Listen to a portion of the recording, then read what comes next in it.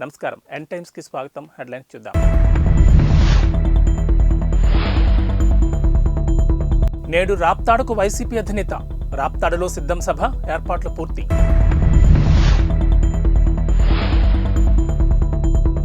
Parliament ఎన్నికలకు సిద్ధమైన BJP జాతీయ కార్యవర్గ సమావేశాల్లో రోడ్ మ్యాప్ రెడీ.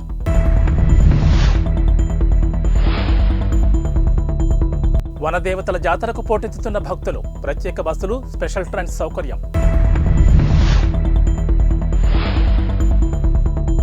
టీటీడీ మే నెల టికెట్స్ విడుదల. స్వామి దర్శనానికి అశేష భక్తజనం. అసెంబ్లీ ఎన్నికలకు సమయం దగ్గర పడుతుండటంతో AP CM YS Jagan YCP కేడర్తో కలిసి ఎన్నికల యుద్ధానికి సిద్ధమంటున్నారు. ఇప్పటికే భీమిలి, దెందులూరులో నిర్వహించిన సిద్ధం సభలకు వైసీపీ కార్యకర్తలు లక్షలాదిగా తరలివచ్చారు. ఇవాళ ఉమ్మడి అనంతపురం జిల్లాలోని రాప్తాడులో సిద్ధం సభకు రంగం సిద్ధమైంది. భీమిలి, దెందులూరు సభలకు మించి రాప్తాడు సభకు కార్యకర్తలు పోటెత్తారని వైసీపీ అంచనా వేస్తోంది. రాయలసీమలోని ఉమ్మడి అనంతపురం, చిత్తూరు, కర్నూలు, కడప జిల్లాల్లోని 52 అసెంబ్లీ నియోజకవర్గాల నుంచి లక్షలాదిగా తరలివచ్చే వైసీపీ కార్యకర్తలను ఉద్దేశించి సీఎం జగన్ ప్రసంగిస్తారు. జరగబోయే ఎన్నికల సంగ్రామానికి కేడర్ను సంసిద్ధం చేయడంతో పాటు వారికి దిశానిర్దేశం చేయనున్నారు. భీమిలి, దెందులూరు సభలకు భిన్నంగా రాప్తాడు సభ ఉండబోతుందంటున్నారు. ఈ సభలో ఎన్నికల హామీలకు సంబంధించి సీఎం జగన్ కీలక ప్రకటన చేసే అవకాశం ఉందంటున్నారు. జగన్ కొత్త ఎన్నికల హామీలు ఇవ్వబోతున్నారని చెబుతున్నారు. రైతు రుణమాఫీ లాంటివి ప్రకటించే అవకాశం ఉందని రాజకీయ వర్గాల్లో జోరుగా చర్చ జరుగుతోంది. ఇక వైసీపీ ఎన్నికల మేనిఫెస్టోను కూడా రాప్తాడు సభలో విడుదల చేయనున్నారని సమాచారం. ఈ ఎన్నికల మేనిఫెస్టోలో జగన్ ఎలాంటి హామీలు, వరాలు ప్రకటిస్తారా అని రాజకీయ వర్గాలతో పాటు ఏపీ జనం కూడా ఆసక్తిగా ఎదురుచూస్తున్నారు. యాక్సెంట్లో మార్పు రావాలి. వెస్టర్న్ కంట్రీస్లో ఏ రకంగా మాట్లాడగలుగుతారో ఆ రకమైన ఈస్తో మనము కూడా మాట్లాడగలిగే పరిస్థితి ఉండాలి, అర్థం చేసుకునే పరిస్థితి ఉండాలి. ఎడ్యుకేషన్ కూడా ఆ స్టాండర్డ్కు వెళ్తే తప్పనిచ్చి భవిష్యత్తు మారదు. లోక్సభ ఎన్నికల వేళ తెలంగాణలో పొత్తులపై కేంద్ర మంత్రి, తెలంగాణ బీజేపీ అధ్యక్షుడు కిషన్ రెడ్డి స్పష్టత ఇచ్చారు. రాష్ట్రంలో ఎట్టి పరిస్థితుల్లోనూ ఏ పార్టీతోనూ పొత్తులు పెట్టుకోబోమని తెలిపారు. తమ పార్టీ ఒంటరిగానే పోటీ చేస్తుందని చెప్పారు. రాష్ట్రంలోని 17 సీట్లలో బీజేపీ స్వతంత్రంగా బరిలో నిలుస్తుందని అన్నారు. బీఆర్ఎస్ను మునిగిపోయే నావగా ఆయన అభివర్ణించారు. బీఆర్ఎస్ కుటుంబ అవినీతి తెలంగాణను దోచుకున్న పార్టీ అని అన్నారు. అటువంటి పార్టీతో పొత్తుల ప్రసక్తే లేదని కుండబద్దలు కొట్టారు. సూర్యుడు పడమర దిక్కును ఉదయించడం అనేది ఎంత అవాస్తవమో అలాగే బీఆర్ఎస్తో బీజేపీ పొత్తు పెట్టుకుంటుందన్నది అంతే అవాస్తవమని చెప్పారు. తెలంగాణలో బీఆర్ఎస్తోనే కాకుండా మరి ఏ ఇతర పార్టీతోనూ పొత్తు ప్రసక్తే లేదని పునరుద్ఘాటించారు. ముఖ్య అతిథి బీజేపీ రాష్ట్ర అధ్యక్షుడు గౌరవ కేంద్ర మంత్రులు శ్రీ గంగపల్లి కిషోర్ గారు వచ్చారు. ముందుగా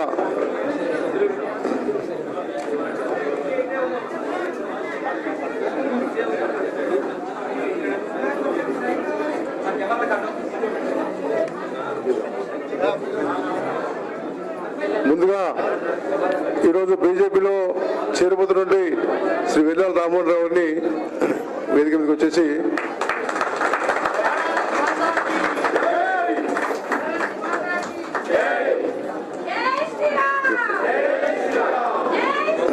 ములుగు జిల్లాలోని మేడారం సమ్మక్క సారలమ్మ మహాజాతర దగ్గర పడడంతో ముందస్తుగా మొక్కులు చెల్లించుకునేందుకు భక్తులు భారీగా తరలివస్తున్నారు. శనివారం వనదేవతల దర్శనానికి పోటెత్తారు. ముందుగా జంపన్న వాగులో పుణ్యస్నానాలు ఆచరించి కళ్యాణ కట్ట వద్ద తలనీలాలు ఇచ్చారు.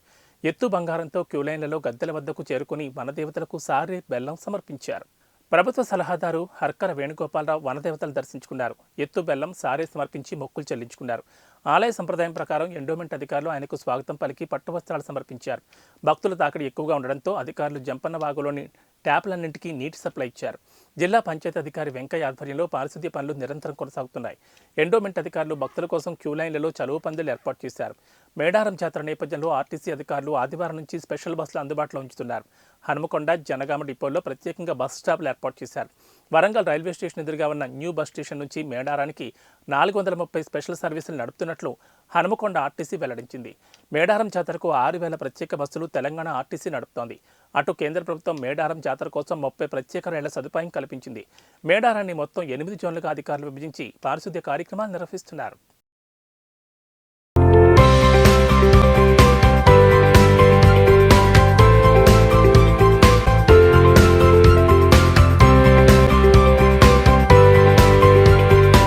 తిరుమల శ్రీవారి భక్తులకు టీటీడీ గుడ్ న్యూస్ చెప్పింది. రేపటి నుంచి ఆన్లైన్లో మే నెల దర్శన టికెట్లను టీటీడీ విడుదల చేయనుంది. ఈ మేరకు టీటీడీ అధికారిక ప్రకటన చేసింది.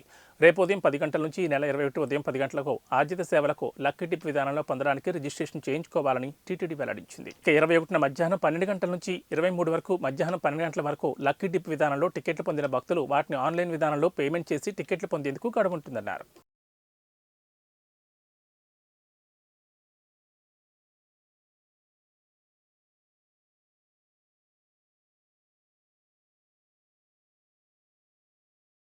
కాంగ్రెస్ సర్కార్ కొలువుదీరాక జరిగిన 2 అసెంబ్లీ సమావేశాలు అర్థవంతంగా సాగాయని మంత్రి శ్రీధర్ బాబు స్పష్టం చేశారు.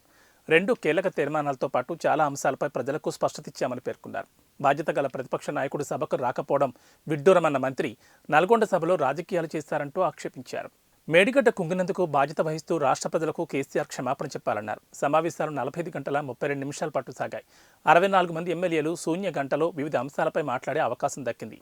2 తీర్మానాలు, 3 బిల్లులు, ఒక అంశంపై స్వల్పకాలిక చర్చ జరిగింది.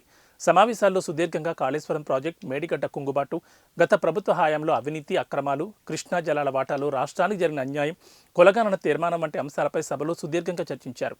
మండలి 11 గంటల పాటు నడిచింది.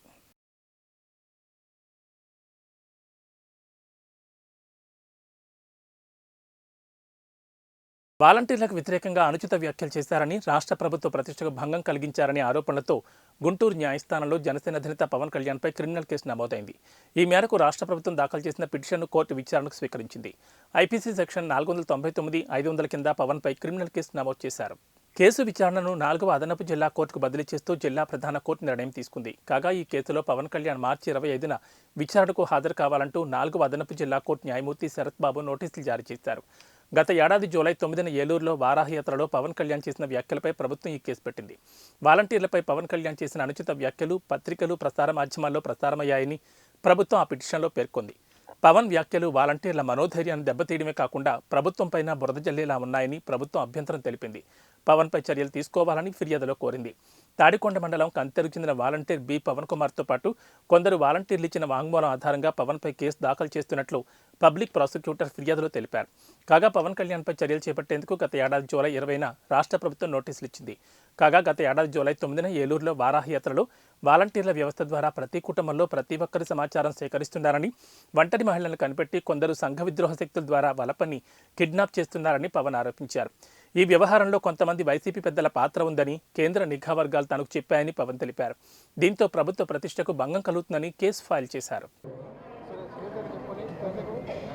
కొద్ది కాలం క్రితం విధ్వంసం రచయిత ఢిల్లీలో బీజేపీ జాతీయ సమావేశాలు ప్రారంభమయ్యాయి. ఈ సందర్భంగా ఈసారి తెలంగాణలో అధికారంలోకి వస్తామన్నారు బీజేపీ జాతీయ అధ్యక్షులు జేపీ నడ్డా. కొన్నిసార్లు ఓటమిలో కూడా గెలుపుంటుందని, తెలంగాణలో ఆ మేరకు విజయం సాధించామని ఆయన అన్నారు. గతంలో తెలంగాణలో బీజేపీకి 1 శాసనసభ్యుడే ఉన్నారు. బీజేపీ ఓటు శాతం అప్పుడు 7.1% కాగా ఇప్పుడు ఇది రెట్టింపై 14% పెరిగి 8 మంది శాసనసభ్యులు గెలుపొందారన్నారు.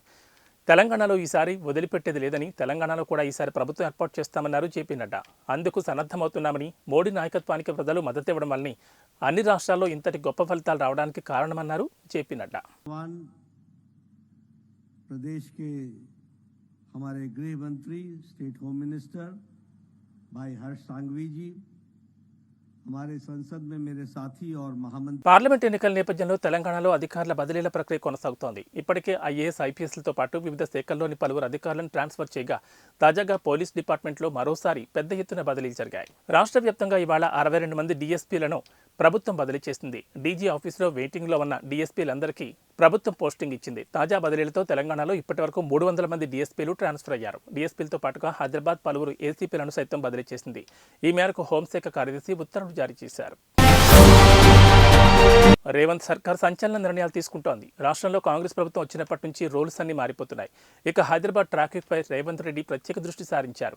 ఇందుకోసం అవసరమైతే ట్రాఫిక్ రూల్స్ మార్చేందుకు కూడా వెనుకాడొద్దని ప్రభుత్వం నుంచి సంబంధిత అధికారులకు స్పష్టమైన ఆదేశాలు అందాయి. దీంతో హైదరాబాద్ సిపి, ట్రాఫిక్ అధికారులు రంగంలోకి దిగారు. కీలక ఉత్తర్వులు జారీ చేశారని, ట్రాఫిక్ నిబంధనలు పాటించుకుంటే కఠిన చర్యలు తీసుకుంటామని హెచ్చరించారు. ఇక నుంచి నిరంతర ట్రాఫిక్ నియంత్రణ చర్యలు చేపడతామన్నారు. ట్రాఫిక్ నిబంధనలు పాటించిన, పార్కింగ్ను ఆక్రమించిన వారిపై చర్యలు తీసుకుంటామని హెచ్చరించారు. నిబంధనలు పాటించుకుంటే చలాన్ జారీ చేసి జరిమానాలు వసూలు చేస్తామని హెచ్చరించారు. నిబంధనలు ఉల్లంఘిస్తే ఎవరిని వదిలిపెట్టరు. గూడ్స్ వాహనాలతో రద్దీ పెరుగుతుందని, నిర్ణీత సమయంలో మాత్రమే నగరం లోపలికి రావాలని సూచించారు. ఇతర సమయాల్లో వస్తే చలాన్లు జారీ చేస్తామని హెచ్చరించారు. ట్రాఫిక్పై కొత్త నిబంధనలు తీసుకురాబోతున్నామని, హైదరాబాద్ ట్రాఫిక్ లెస్ సిటీగా మారుతుందని చెప్పారు.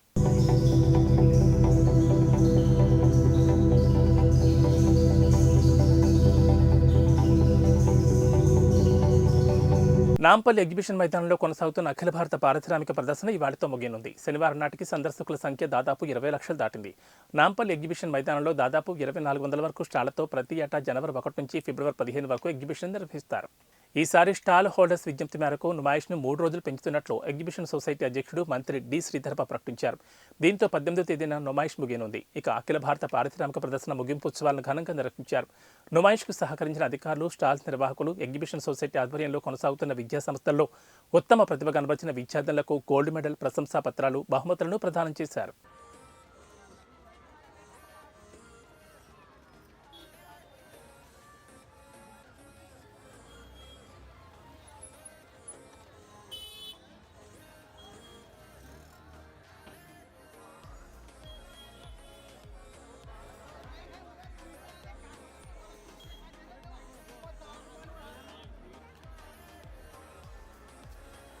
ఏబీ బులెటిన్ విశేషాలు. నమస్కారం.